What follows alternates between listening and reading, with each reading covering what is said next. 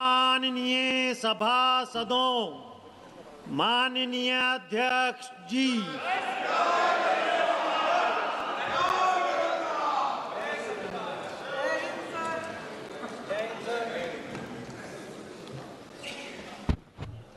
माननीय प्रधानमंत्री नरेंद्र मोदी जी।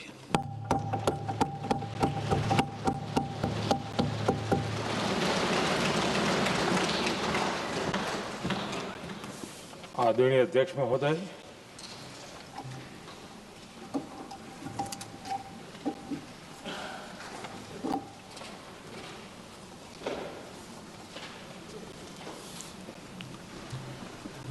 आदरणीय अध्यक्ष महोदय,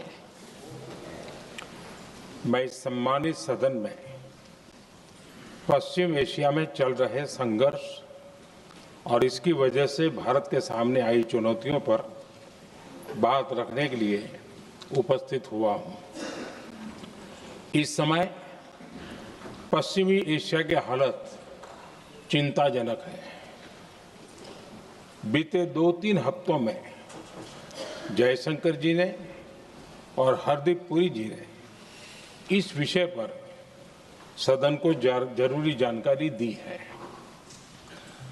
अब इस संकट को 3 सप्ताह से ज्यादा हो रहा है। इसका पूरे विश्व की अर्थव्यवस्था पर, लोगों के जीवन पर बहुत ही विपरीत असर हो रहा है। इसलिए पूरी दुनिया इस संकट के जल्द से जल्द समाधान के लिए सभी पक्षों से आग्रह भी कर रही है। अध्यक्ष महोदय, भारत के सामने भी इस युद्ध ने अप्रत्याशित चुनौतियां खड़ी कर दी हैं। ये चुनौतियां आर्थिक भी हैं, नेशनल सिक्योरिटी से जुड़ी भी हैं और मानवीय भी हैं। युद्धरत और युद्ध से प्रभावित देशों के साथ भारत के व्यापक व्यापारिक रिश्ते हैं। जिस क्षेत्र में युद्ध हो रहा है वो दुनिया के दूसरे देशों के साथ हमारे व्यापार का भी एक महत्वपूर्ण रास्ता है। विशेष रूप से कच्चे तेल और गैस की हमारी जरूरतों का एक बड़ा हिस्सा यही क्षेत्र पूरा करता है। हमारे लिए ये रीजन एक और कारण से भी अहम है। लगभग 1 करोड़ भारतीय खाड़ी देशों में रहते हैं और वहां काम करते हैं। वहां समंदर में जो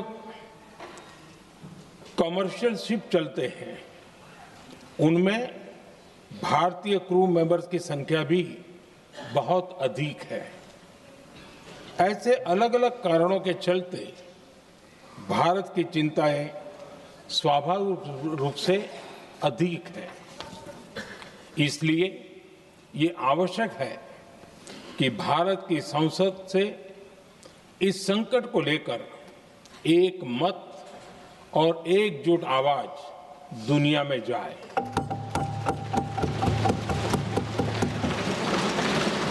अध्यक्ष जी, जब से ये युद्ध शुरू हुआ है तब से ही प्रभावित देशों में हर भारतीय को जरूरी मदद दी जा रही है। मैंने खुद पश्चिम एशिया के ज्यादातर देशों के राष्ट्राध्यक्षों के साथ 2 राउंड फोन पर बात की है। सभी ने भारतीयों की सुरक्षा का पूरा आश्वासन दिया है। दुर्भाग्य से इस दौरान कुछ लोगों की दुखद मृत्यु हुई है और कुछ घायल हुए हैं। ऐसे मुश्किल हालात में परिवारजनों को आवश्यक मदद दी जा रही है। जो घायल हैं उनका बेहतर इलाज सुनिश्चित कराया जा रहा है। अध्यक्ष जी, प्रभावित देशों में हमारे जितने भी मिशन हैं वो निरंतर भारतीयों की मदद करने में जुटे हैं वहां कम काम करने वाले भारतीय हो या फिर जो टूरिस्ट वहां गए हैं, सभी को हर संभव मदद दी जा रही है। हमारे मिशन नियमित रूप से एडवाइजरी जारी कर रहे हैं। यहां भारत में और अन्य प्रभावित देशों में 24/7 कंट्रोल रूम और आपातकालीन हेल्पलाइन स्थापित की गई है। इनके माध्यम से सभी प्रभावितों को त्वरित जानकारी दी जा रही है। अध्यक्ष जी, संकट की स्थिति में देश विदेश में भारतीयों की सुरक्षा हमारी बहुत बड़ी प्राथमिकता रही है। युद्ध शुरू होने के बाद से लेकर अब तक 3,75,000 से अधिक भारतीय सुरक्षित भारत लौट चुके हैं। ईरान से ही अभी तक लगभग 1,000 भारतीय सुरक्षित वापस लौटे हैं। इनमें 700 से अधिक मेडिकल की पढ़ाई करने वाले युवा हैं। खाड़ी देशों में भारतीय स्कूलों में हजारों विद्यार्थी पढ़ते हैं। सीबीएसई ने ऐसे सभी भारतीय स्कूलों में होने वाली कक्षा 10वीं और 12वीं की निर्धारित परीक्षाओं को रद्द कर दिया है। इन बच्चों की पढ़ाई निर्बाध चलती रहे, इसके लिए सीबीएसई उचित कदम उठा रही है। यानी सरकार संवेदनशील भी है, सतर्क भी है और हर सहायता के लिए तत्पर भी है। माननीय अध्यक्ष जी, भारत में बड़ी मात्रा में कच्चा तेल, गैस और फर्टिलाइजर जैसी अनेक जरूरी चीजें हॉर्मुज स्ट्रेट के रास्ते से आती हैं। युद्ध के बाद से ही हॉर्मुज स्ट्रेट में जहाजों का आना जाना बहुत चुनौतीपूर्ण हो गया है। बावजूद इसके हमारी सरकार का ये प्रयास रहा है कि पेट्रोल, डीजल और गैस की सप्लाई बहुत ज्यादा प्रभावित न हो। देश के सामान्य परिवारों को परेशानी भी कम से कम हो, इस पर हमारा फोकस रहा है। हम सभी जानते हैं, देश अपनी जरूरत की 60% एलपीजी आयात करता है। इसकी सप्लाई में अनिश्चितता के कारण सरकार ने एलपीजी के डोमेस्टिक उपयोग को प्राथमिकता दी है। साथ ही एलपीजी के देश में ही उत्पादन को भी बढ़ाया जा रहा है। पेट्रोल, डीजल की सप्लाई पूरे देश में सुचारू रूप से होती रहे, इस पर भी लगातार काम किया गया है। अध्यक्ष जी, आज की इन परिस्थितियों में एनर्जी सिक्योरिटी को लेकर बीते एक दशक में उठाए गए कदम और भी प्रासंगिक हो गए हैं। भारत ने बीते 11 वर्षों में अपनी एनर्जी इंपोर्ट का डाइवर्सिफिकेशन किया है। पहले क्रूड ऑयल, एलएनजी, एलपीजी ऐसी एनर्जी जरूरतों के लिए 27 देशों से इंपोर्ट किया जाता था। वहीं आज भारत 41 देशों से एनर्जी इंपोर्ट करता है। अध्यक्ष जी, बीते दशक में भारत ने संकट के ऐसे ही समय के लिए कच्चे तेल के भंडारण को भी प्राथमिकता दी है। आज भारत के पास 53 लाख मीट्रिक टन से अधिक का स्ट्रेटेजिक पेट्रोलियम रिजर्व है और 65 लाख मीट्रिक टन से अधिक के रिजर्व की व्यवस्था पर देश काम कर रहा है। हमारी तेल कंपनियों के पास जो रिजर्व रहता है वो अलग है। बीते 11 वर्षों में हमारी रिफाइनिंग कैपेसिटी में भी उल्लेखनीय वृद्धि हुई है। अध्यक्ष जी, सरकार अलग अलग देशों के सप्लायर्स के साथ भी लगातार संपर्क में है। प्रयास ये है कि जहां से संभव हो वहां से तेल और गैस की सप्लाई होती रहे। भारत सरकार गल्फ और आसपास के शिपिंग रूट्स पर निरंतर नजर बनाए हुए है। हमारा प्रयास है कि तेल हो, गैस हो, फर्टिलाइजर हो, ऐसे हर जरूरी सामान से जुड़े जहाज भारत तक सुरक्षित पहुंचे। हम अपने सभी वैश्विक सहयोगियों के साथ निरंतर संवाद कर रहे हैं ताकि हमारे मैरीटाइम कॉरिडोर सुरक्षित रहे। ऐसे प्रयासों के कारण बीते दिनों हॉर्मुज स्ट्रेट में फंसे हमारे कई जहाज भारत आए भी हैं। अध्यक्ष जी, संकट के इस समय में देश की एक और तैयारी भी बहुत काम आ रही है। पिछले 10-11 साल में इथेनॉल के उत्पादन और उसकी ब्लेंडिंग पर अभूतपूर्व काम हुआ है। एक दशक पहले तक देश में सिर्फ 1-1.5% इथेनॉल ब्लेंडिंग कैपेसिटी थी। आज हम पेट्रोल में 20% इथेनॉल ब्लेंडिंग के करीब पहुंच रहे हैं। इसके कारण प्रति वर्ष करीब 4.5 करोड़ बैरल कम ऑयल इंपोर्ट करना पड़ रहा है। ऐसे ही रेलवे के बिजलीकरण से भी बहुत बड़ा फायदा हो रहा है। अगर रेलवे का इतना बिजलीकरण न होता तो हर साल करीब 180 करोड़ लीटर डीजल अतिरिक्त लगता। ऐसे ही हमने मेट्रो का नेटवर्क बढ़ाया है। 2014 में जहां देश में मेट्रो नेटवर्क 250 किलोमीटर से भी कम था, आज ये बढ़कर करीब 1100 किलोमीटर हो गया है। हमने इलेक्ट्रिक मोबिलिटी पर बहुत अधिक बल दिया। केंद्र सरकार ने राज्यों को 15,000 इलेक्ट्रिक बसें चलाने के लिए दी हैं। आज जिस स्केल पर वैकल्पिक ईंधन पर काम हो रहा है, उससे भारत का भविष्य और सुरक्षित होगा।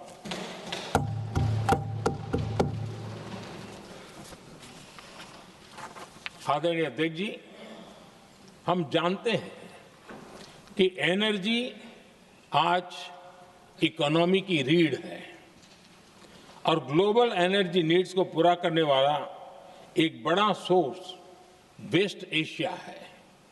स्वाभाविक है कि दुनिया भर की अर्थव्यवस्था वर्तमान संकट से प्रभावित हो रही है और भारत पर इसका कम से कम दुष्प्रभाव हो, इसके लिए निरंतर प्रयास किए जा रहे हैं। सरकार इसके शॉर्ट टर्म, मीडियम टर्म और लॉन्ग टर्म ऐसे हर असर के लिए एक रणनीति के साथ काम कर रही है। आज भारत की इकोनॉमी के फंडामेंटल्स मजबूत है। इससे भी देश को बहुत मदद मिली है। हम हर सेक्टर के स्टेक होल्डर्स के साथ चर्चा कर रहे हैं। जहां भी जरूरत है उस सेक्टर को आवश्यक सपोर्ट दिया जा रहा है। भारत सरकार ने एक इंटर मिनिस्ट्रियल ग्रुप भी बनाया है। ये ग्रुप हर रोज मिलता है और हमारे इंपोर्ट एक्सपोर्ट में आने वाली हर दिक्कत का आकलन करता है और ये ग्रुप आवश्यक समाधान पर भी निरंतर काम करता है। मुझे पूरा भरोसा है कि सरकार और इंडस्ट्री के साझा प्रयासों से हम परिस्थितियों का बेहतर सामना कर पाएंगे। माननीय अध्यक्ष जी, एक बड़ा सवाल ये है कि युद्ध का खेती पर क्या प्रभाव होगा। देश के किसानों ने हमारे अन्न के भंडार भर रखे हैं। इसलिए भारत के पास पर्याप्त खाद्यान्न है। हमारा ये भी प्रयास है कि खरीफ सीजन की ठीक से बुआई हो सके। सरकार ने बीते सालों में आपात स्थिति से निपटने के लिए खाद की पर्याप्त व्यवस्था भी की है। अतीत में भी हमारी सरकार ने दुनिया के संकटों का बोझ किसानों पर नहीं पड़ने दिया था। कोरोना और उस समय के युद्धों के दौरान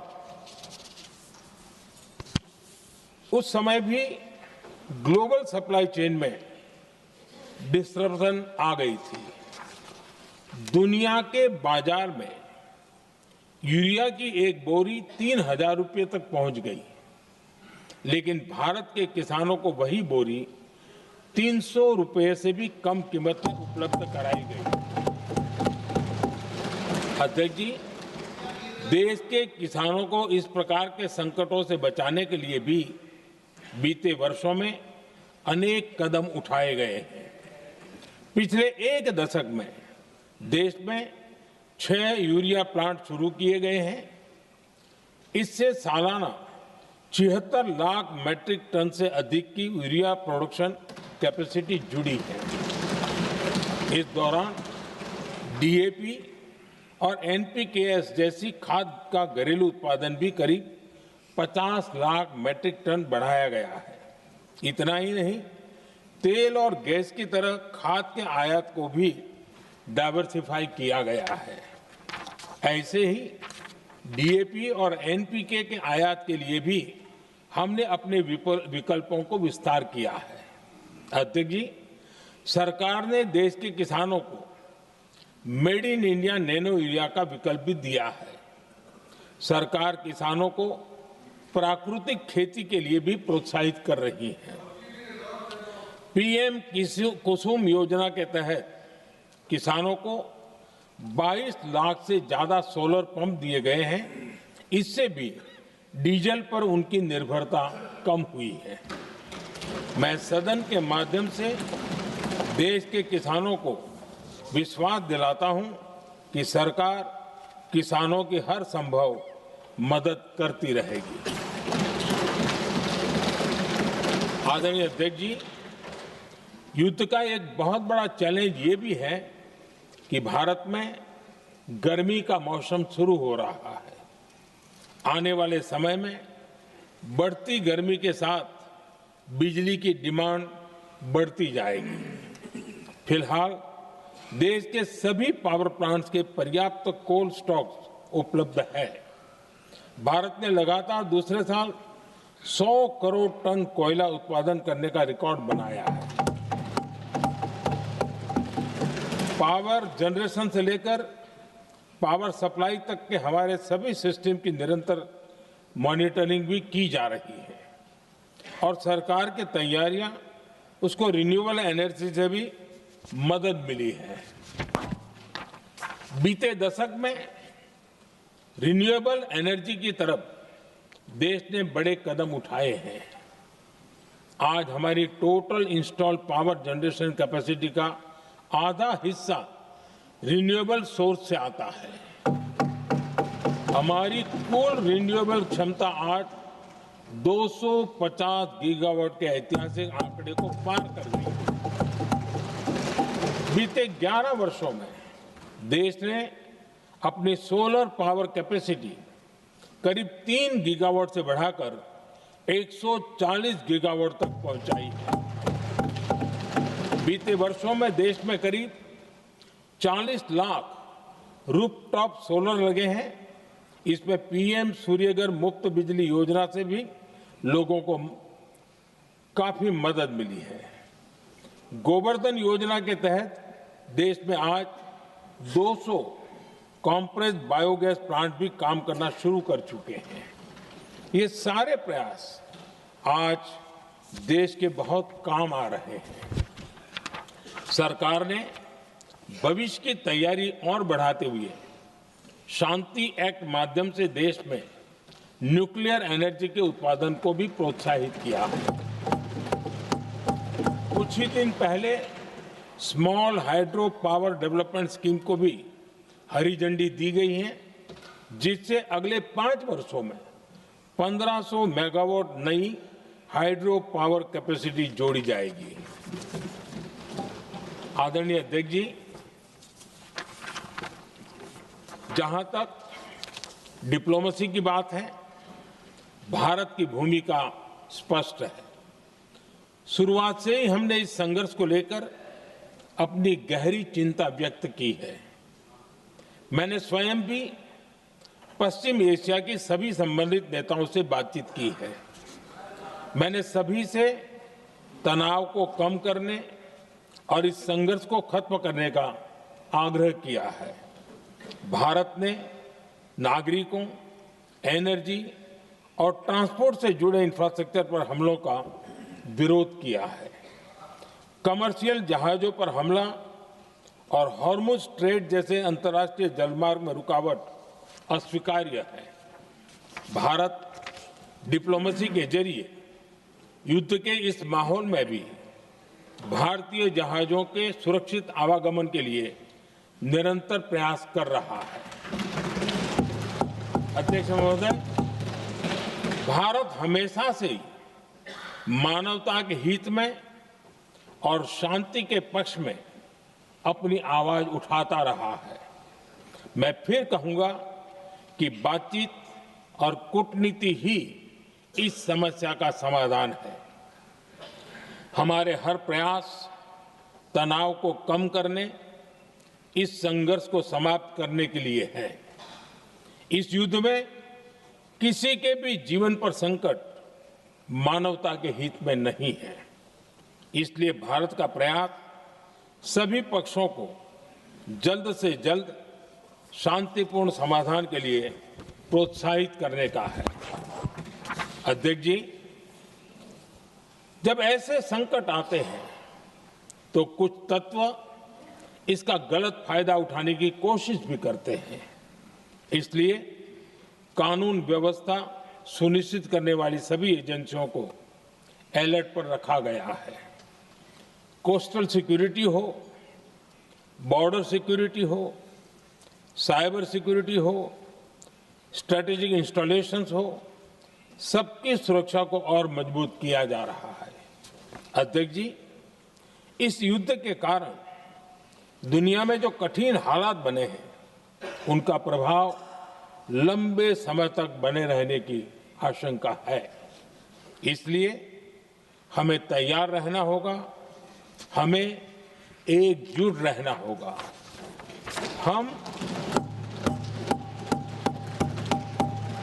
हम कोरोना के समय भी एकजुटता से ऐसी चुनौतियों का सामना कर चुके हैं।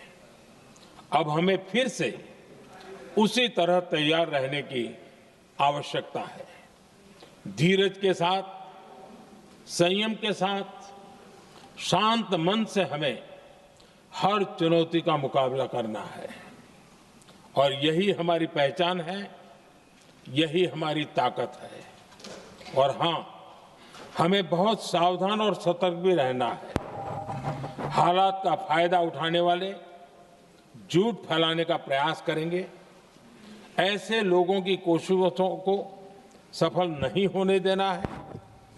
मैं देश की सभी राज्य सरकारों से भी इस सदन के माध्यम से आग्रह करूंगा, ऐसे समय में कालाबाजारी करने वाले, जमाखोरी करने वाले एक्टिव हो जाते हैं।